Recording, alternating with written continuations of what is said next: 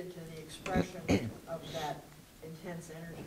Right. And they just do it because they do it. That becomes an Right, and it's something they know that works to blow this stuff off, and so they become addicted to it.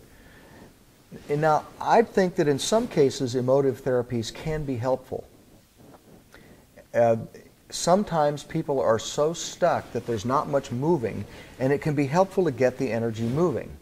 But in terms of creating a quantum leap so that the system reorganizes itself at a higher level, it doesn't help. It just blows off the energy without allowing it to push the system to reorganize. Once you reorganize at a higher level, the old problems are not there anymore. There may be some new problems that you have to deal with at that next higher level. But what was bothering you before, that was overwhelming you before, won't overwhelm you anymore. Once the highway system has enough lanes, it can handle this greater load of traffic. Now, if the traffic increases even more, the new system could get overwhelmed again. So the same could be said for isolating yourself, getting depressed, and that sort of thing. If you get away from any input for a long enough time, the ability to dissipate entropy will kind of clean things out, and you could feel better for a while. But the problem with all of these approaches is that it doesn't allow the evolution to happen. And until the evolution happens and the system reorganizes at a higher level, you haven't had any kind of change. So it would be really helpful, first of all, if you could learn to recognize when you are in chaos. Some people have trouble even recognizing that it's happening. When you begin to feel, stress and discomfort and this sort of stuff, you need to be able to say, oh, okay, that chaos thing is starting to happen to me. So that would be the first step, is you've got to learn to recognize it and acknowledge that that's happening. What could keep you from recognizing it? Distractions. Certainly distractions could keep you from recognizing it. If you're so busy distracting yourself with getting high and watching TV and whatever your trip happens to be, you certainly might not recognize it. Another thing is when you project it out onto somebody else, you're not likely to recognize it. If you feel angry and then you say, well, Michael made me angry, it's not my fault. He did blah, blah, blah, and he made me angry. Then I'm taking my awareness away from myself and putting it on Michael, and then I don't realize, hey, something's going on for me. A real key component of being more conscious and growing and getting to the place where you don't have to suffer anymore is owning that everything that happens is coming from you. It doesn't mean you're to blame for everything that happens. There's a difference between being to blame for what happens and being in charge of it, creating it.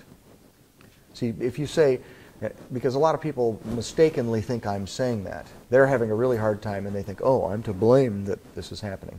I'm just saying it's coming out of your neurology. It's coming out of the way that you have structured your reality. And really, you didn't structure your reality in a sense, because most of it was structured when you were too small to know any better. Your primary caregivers structured a lot of it for you.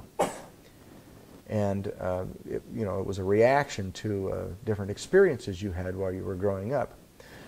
But you have to own that whatever's happening to you is the way that your model of the world is interpreting whatever the stimuli is around you. And if you can take responsibility for that, then there's a shot at doing something about it. If you don't take responsibility for it, if you're busy saying, it's Michael did it, or whoever, then you're a victim. And as long as you're a victim, you're going to stay unconscious, and you're not going to get to the next step. And since I know that it is very possible to get to the point where the amount of suffering you have is very, very minimal, it's well worth doing, taking responsibility. So, so the first step is that you need to realize when you're going into this chaos state. And I think most of the people in this room are pretty good at knowing that. And after this week, you're going to be even better at it. So,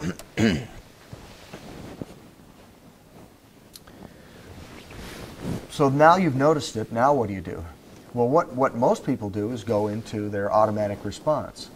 So the second thing you need to do is become aware of what your favorite way of dealing with being in chaos, being in overwhelm is.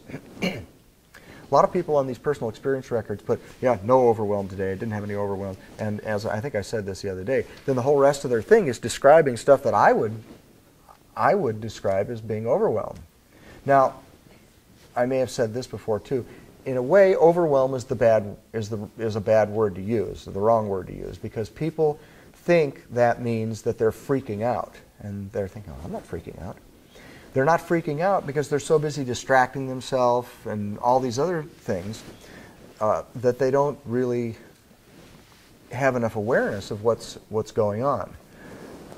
But there's definitely stuff that's pushing them, and they're definitely doing all these coping things to deal with it. So if you tend to push things out, push the energy out in an attempt to equalize things, if you're a frantic energy pusher, then you need to know that and recognize that that's what you do. On the other hand, if you're one of those people that tries to block any more from coming in, which could be, isolating and getting depressed or getting sick or that sort of thing, and it also can be those kinds of people that kind of say, I don't want any more information. Don't confuse me with the facts.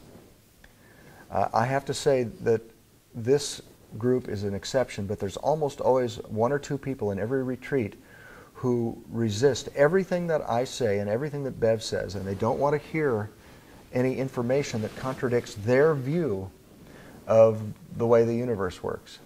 And even if the view we're saying is the same as theirs, but they use different words, sometimes they don't want to hear it. So that's another way you can block things, is to, I don't want any more information. Don't say anything that would upset my model of how things are. So you need to identify, what do you do? And I think most of you probably can do that too. Most of you probably know if you tend to get angry or annoyed or do something to push the energy out, which could be, like compulsively exercising or things like that too. Or if you're a person that shuts down and doesn't let anybody in, maybe tends toward getting down or depressed or something like that. And certainly all of us do the thing where we distract ourselves.